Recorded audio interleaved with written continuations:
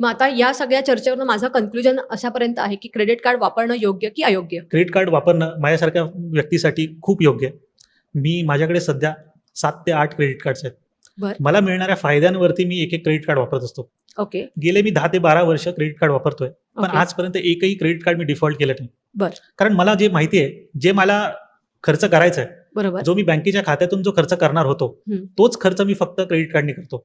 अच्छा. जे पैसे माझ्याकडे नाही आहेत, हं. त्याचे क्रेडिट कार्डने मी खर्चच करत नाही.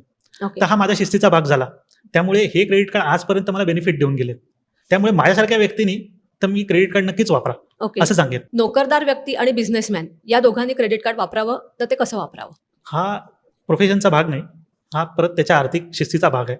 नोकरदार असो किंवा बिझनेसमॅन असो, आर्थिकदृष्ट्या तो किती शिस्तप्रिय आहे हे महत्वाचं आहे.